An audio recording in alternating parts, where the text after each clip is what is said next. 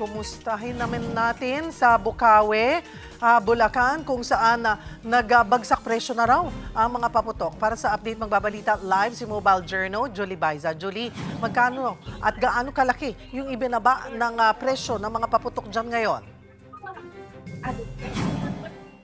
Cheryl, depende kung anong paputok o ang bibilin mo. Ang pinakamabenta ngayong araw dito, fireworks, lucis at saka fountain. Ang fireworks nasa 900 pesos na pinakamura o pinakamababang presyo. Ang fountain naman naglalaro sa 150 pesos hanggang 1,500 pesos. Habang yung lucis naman 50 pesos hanggang 250 pesos. Mas mababa na daw yan, Cheryl, kasi yung 900 pesos ngayon na fireworks, dating 1,100 pesos. Ang katwiran nung ilan sa mga nagtitinda dito, inuubos na lang daw kasi nila yung kanilang mga supplies. Inaasahan nga nila na by 6 p.m. o hanggang 9 p.m.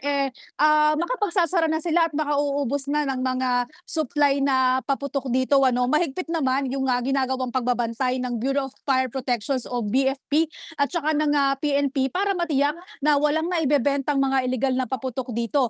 Tinitiyak din nila na no smoking at no testing site. Ito nga hilera ng mga bilihan dito. Kasi Cheryl, nung mga nakaraan, may insidente daw na may nagtangkang manigarilyo o magsindi ng sigarilyo na lubhang delikado para nga dito sa mga ganitong uri ng bilihan. Bukod pa dyan, meron ding mga pampaingay na ibinebenta dito gaya ng torotot. Mas safe nga raw, sabi ng mga tauhan ng BFP. Pero kung hindi talaga maiiwasan na bumili ng paputok, ang paalala nila, tiyakin nga na legal o may permit yung bibilhan nila. Gaya na itong hilera ng bilihan na ito sa Barangay Turo na talagang may permit at lisensyado. Ibig sabihin, may mga fire extinguisher dito, selyado yung mga paputok at may mga drum din ng tubig sakali mang magkaroon ng sunog o ng apoy. So, yan muna, Cheryl, yung mga update sa presyo dito. Pero inaasahan nga nung ilan na baka mas mura pa daw mamaya. Kaya yung iba, baka pumunta na mas hapon pa. Maraming salamat, Mobile Journal, Julie Baiza.